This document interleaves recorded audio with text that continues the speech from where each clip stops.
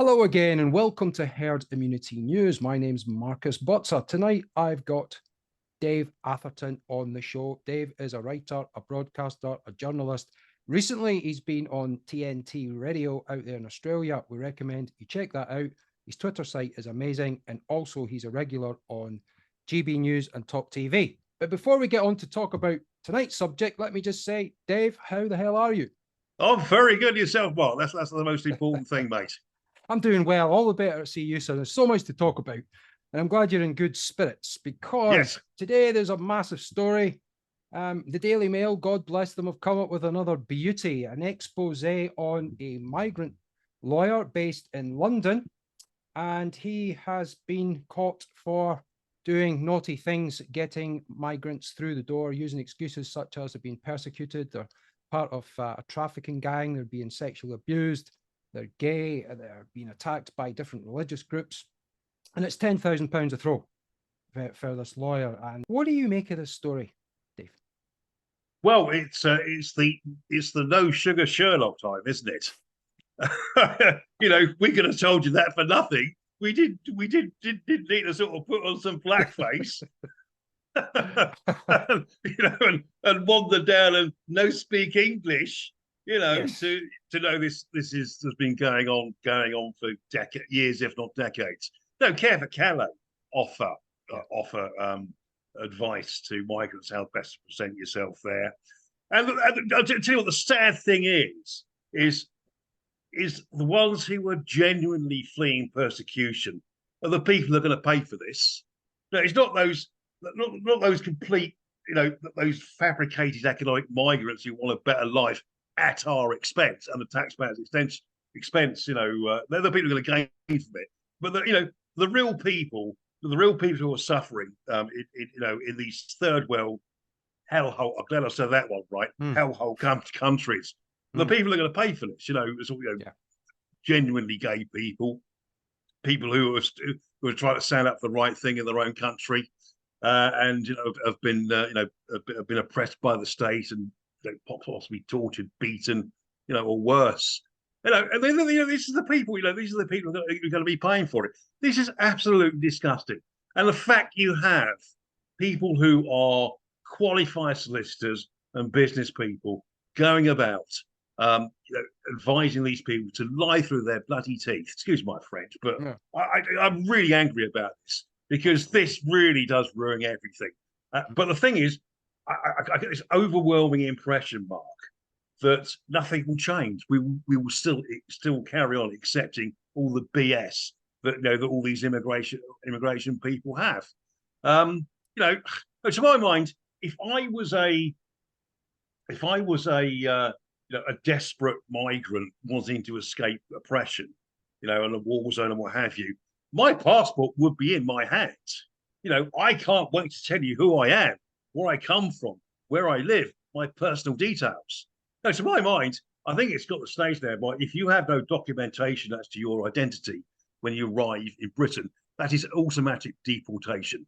And I'll tell you this, my understanding is the civil service, the Home Office, has a gentleman's agreement with France that they won't return anybody. I think I mentioned it before. In fact, 6 people wanted to go back to France, and the French phoned up the British and ordered them to take them back to Britain. No. If I was in charge, I'll pop along and see Emmanuel, and which poor movie are you in next, mate? And I'll be saying to him, we're returning all your rubbish. And I'm sorry, mate. The RNL boats will be told to stay in port. The border force will be ordered to take them back to the French coast. And if they need a Royal Navy escort, so be it. What Macron is doing at the moment is this is purely a punishment beating for leaving the European Union. Absolutely, and I think it's beyond doubt and argument now that this is all intentional. That the Home Office, Suella Braverman, whoever it is, they're all on orders, and they're coming up with smokescreen after smokescreen to try and dupe the most gullible voters out there. And to be honest with you, if there is actually a 2-year jail sentence for anyone who falsely claims asylum.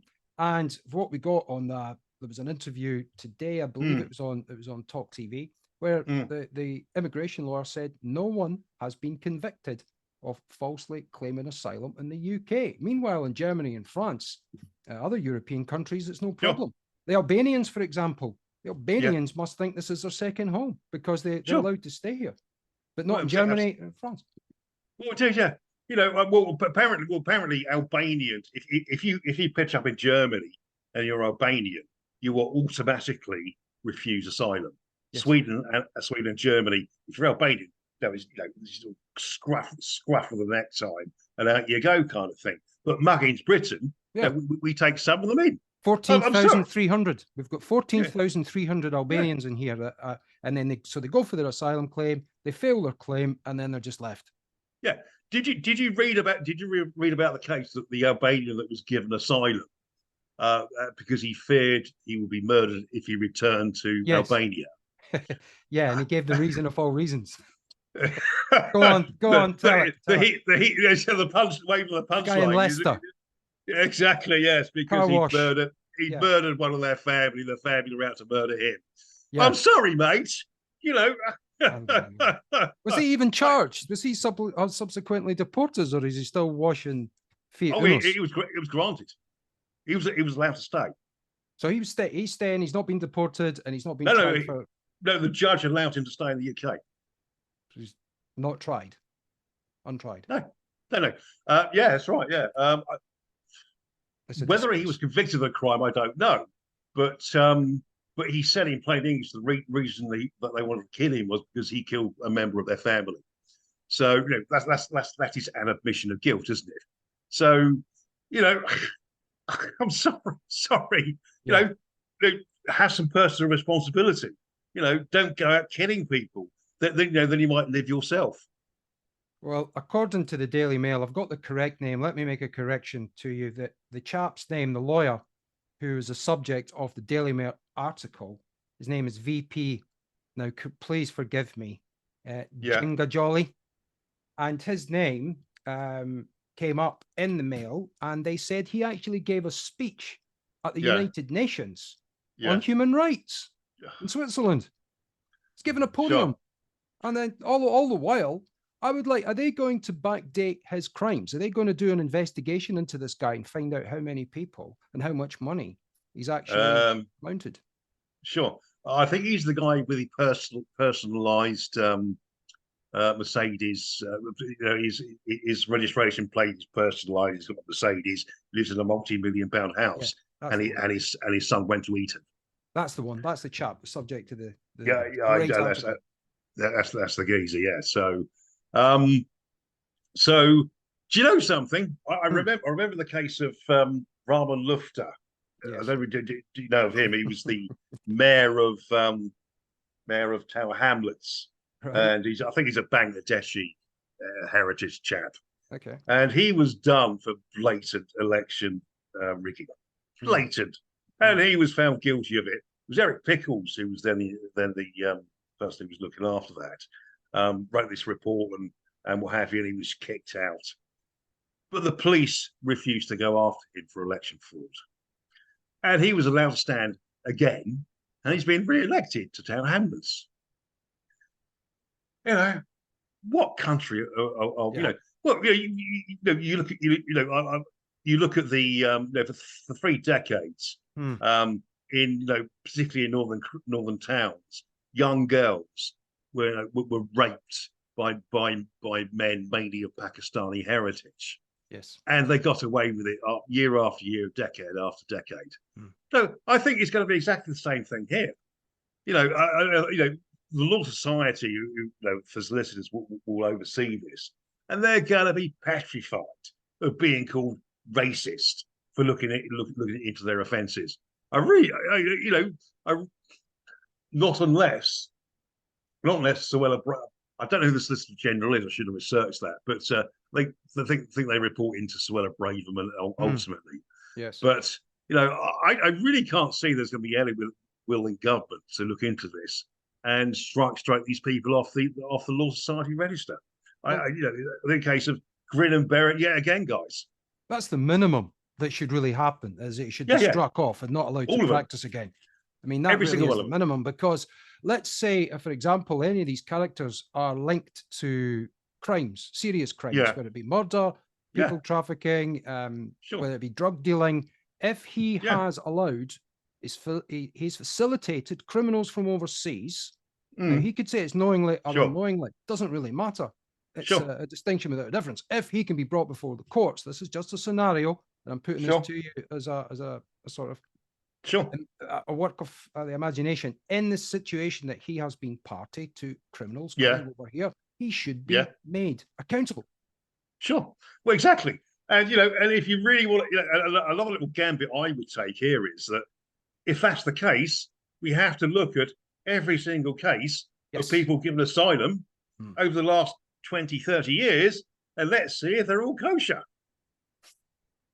Well, you know, I'm sorry, you know, I'm sorry. Well, absolutely. No, absolutely. No, let's do it. I mean, it's like what Nigel's doing to a certain extent in the deep dive, that he's having to go all the way with NatWest and Coots.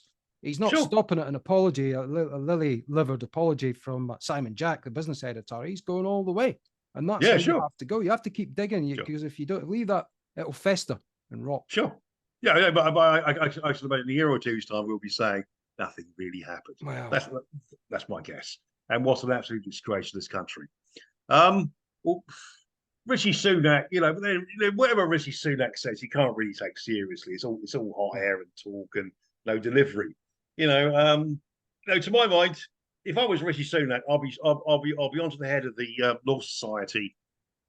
That I would have been on the Law Society this morning, first thing. Right, I want these guys investigated, and if needs be, struck off at the earliest opportunity. And after that, I want to see if there's any criminal charges we can do them for. You know, I'm nearly speechless at how angry and frustrated I am at the situation on immigration in this country. Well, you and millions of others. I mean, the 17.4 million people who voted for Brexit will all have been outraged seeing what's going on right now. Those of them that are still alive and haven't died of disappointment or heart failure, waiting for Brexit to actually happen. I mean, it's been 7 years, and we're really just back to almost where we were before. You're given a promise, aren't you? It's almost like a cheating spouse. Oh, I won't do it again, or I love you, or it'll be different next time, darling. It'll be, you know. It was an accident. Sorry about it, love. I actually had too much to drink, you know. My leg has fell off, you know. I should really do it in a Scottish accent, to be fair. I should have put it on like the southern gentleman of, you know, there's Kent and London and all those places. But look, the other thing I was going to talk to you about, because that is a travesty, but as you say, we'll have to wait and see what happens. But this will really come down to MPs wanting to taking to their feet in the House of Commons and trying to get to the bottom of this and pushing for stronger laws in law for this practice to end. You know, but anyway, I can't see that happening for the next election. But anyway, no, you can't see that happening. Well, it doesn't do Mr. Sunak any favors anyway. But let's get on. The next thing we're going to talk to you about is Sadiq Khan. Sadiq Khan has a new campaign, and it's to fight misogyny against women. It's called MAAATE campaign. Get your Cockney accent out. You know, right. I imagine Frank Butcher, God bless him, old Mike Reid, there with his gold signet ring and he's Fred Perry. And his little jingly janglies, That's it, and the big glasses, shouting that across Albert Square. But yeah, this is upset a lot of people, and it's upset me today because the subject matter, the criminal in this, is a white boy who's surrounded by black and ethnic minorities, and they're lecturing him. They're saying, he's obviously, and in each scenario, I think there's about 4 or 5. I couldn't watch the whole thing without being quite ill. So I ran away and just thought, look, this is just a disgrace. It really is. It's to me. Now you tell me, am I overreacting to say this is racism against white men? Well, you only have to look at the TV adverts to see how much white people in this country have been marginalised. You know, it's probably 80-90% of TV adverts feature somebody from a ethnic minority background, and so therefore it seems to be only to what's the word I'm looking for? Pertinent to them to make the baddie the white person. Well, turn it round When the other way. Sorry to interrupt you, but turn it round the other way. Have a black chap, an African chap, surrounded by white boys with blue eyes and blonde hair, and he is the subject of making sexual innuendos towards women. How would that have gone down? Sure. Well, that would have been called racist, of course. You know, it's only racist, you know, when they do it. Yeah, but it's not racist when you pick on the white person as the baddie. But the nice thing about it is, I think this is badly backfired. It has really backfired on Sadiq Khan. He's been buried in hypocrisy. You know, people have been sending him montages of Pakistani heritage rape convictions, and people have been jailed for rape of girls. And also, he was very patronising to a lady called Miss Best, who was a Conservative member, a London Assembly member, and she says to him, "That's you couldn't be more condescending." Right. And what's his name? Sadiq Khan says, "I can try harder if you like." You know, so that got a mate on it. And but yeah, the bottom line is that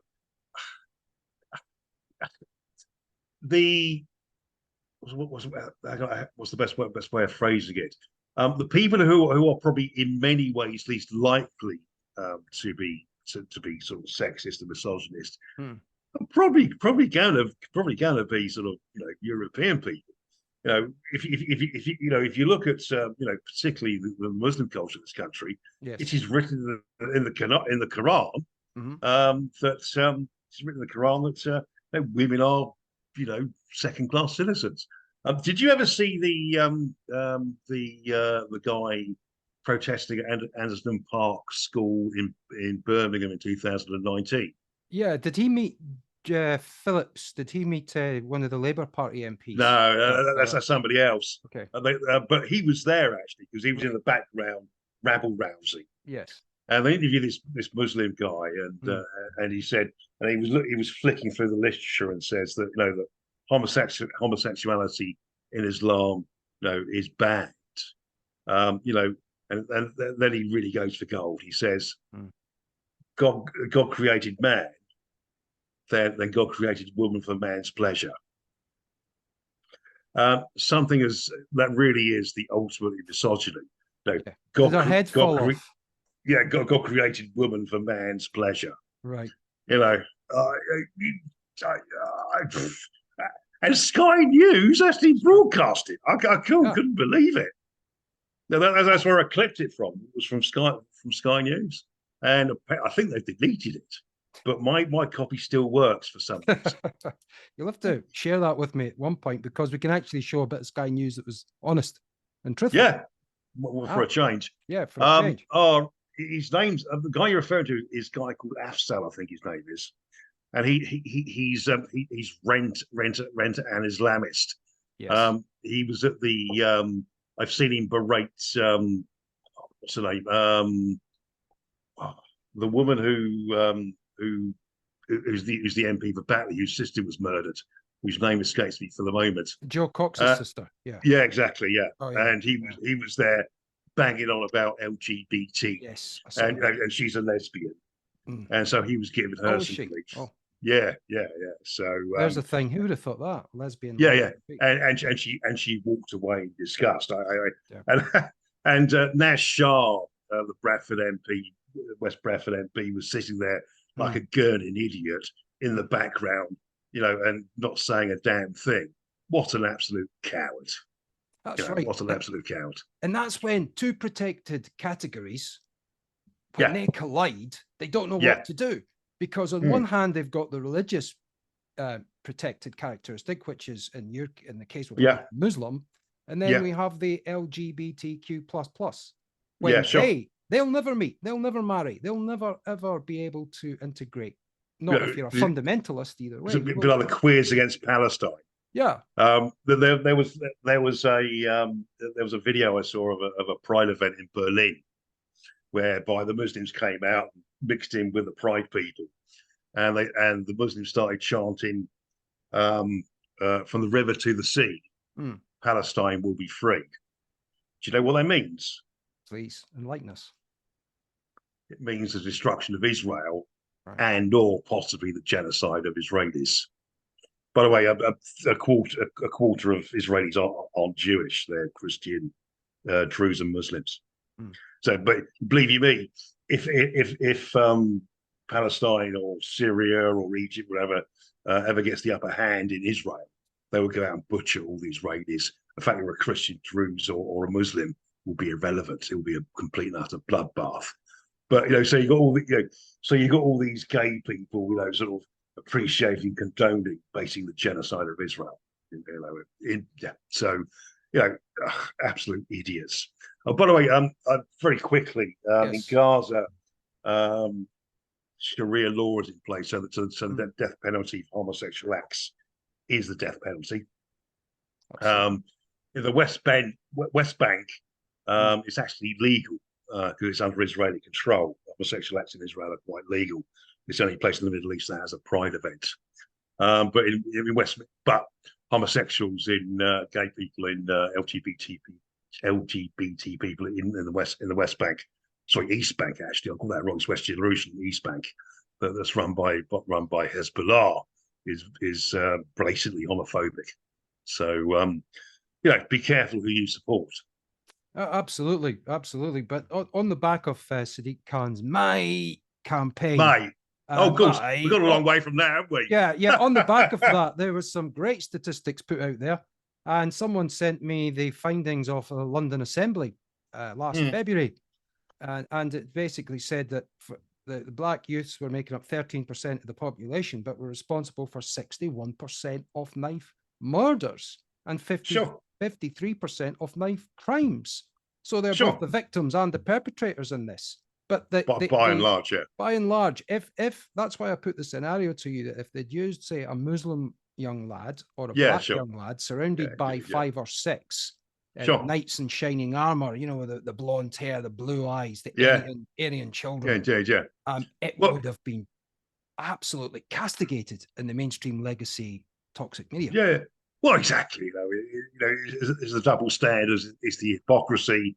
It's the Whitey's always a good person to give a good bashing to. And everybody else is pure as a driven snow. Yes. And everyone else is innocent. And the only people we can blame are the Europeans. Absolutely disgusting. I'll tell you, Mark. But anyway, I suppose in a sense it's kind of what they call it, racism or inverted racism. I suppose we've got used to it to a certain extent. We became desensitized to it with critical race theory and things like that. And it should never be. We should call it out. The people that come onto the scene and start making videos and podcasts should never leave it alone, because, as you correctly identified, Dave, it becomes the norm. Yeah, it becomes acceptable. Sure. It is the norm.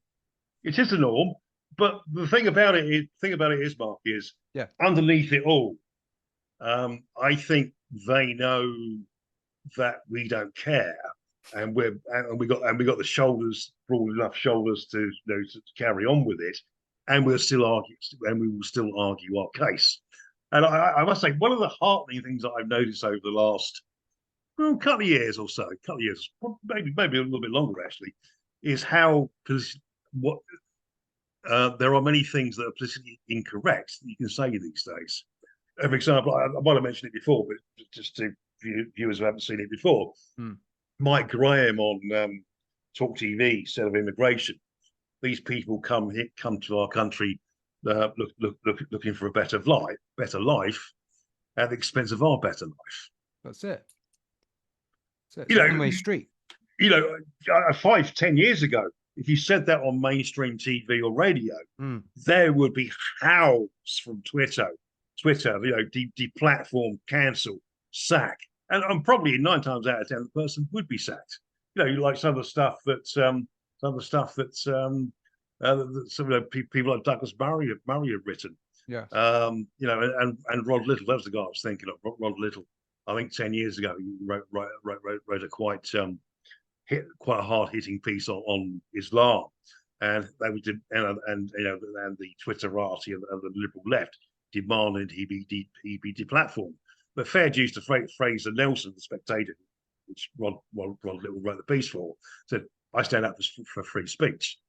But no, I really am surprised what you can say these days. And, I still try and keep a level of tactfulness about yourself, because you never know when someone might clip someone and say, this is what Dave said. Yeah, but, absolutely.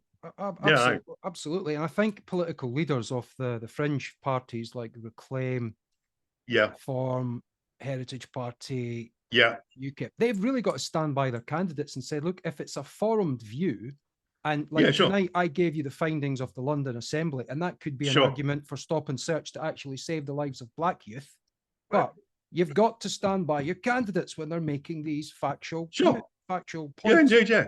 Yeah, no, it's like that Christian pastor the other day who was a Conservative councillor got fired for quoting the Bible. Exactly. A silent prayer outside an abortion clinic. No. I'm sorry. Some people. I'm quite moderate on abortion. I'm quite on abortion.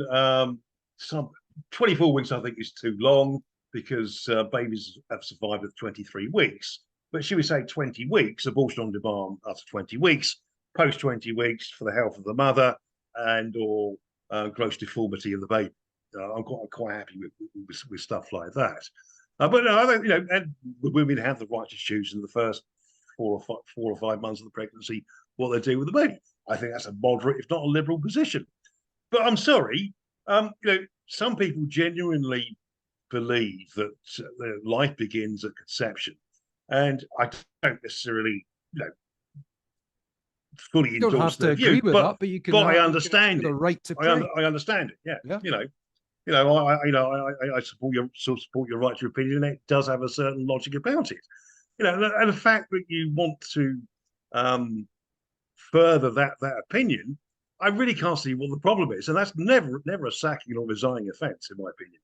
But they don't say anything about hundreds of people putting prayer mats down and taking over, say, for example, a whole street or a whole pavement. They've never got any problem with that. Again, it's a two-tier system where Christianity is really under attack in this country. I go to church, but sometimes it's a struggle when you're hearing your minister say, we have to think of every single person that comes in the boat and the plight that they're coming from. And I said, excuse me, you don't know a thing about these people getting in the boat. And what happens if that person actually takes up weaponry and kills an innocent victim?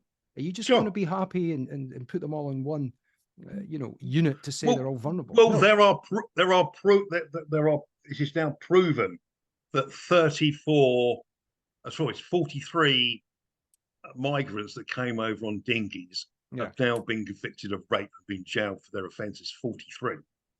I think I worked out that for every 25,000, they're the ones that we know of. Well, a lot of them don't get so reported. far, yeah. For every 25,000 migrants that arrive in this country, we can expect an extra murder. Yeah. And for every 2,000 migrants that arrive, we can probably expect another accusation of, I won't say conviction, but I will say accusation of rape.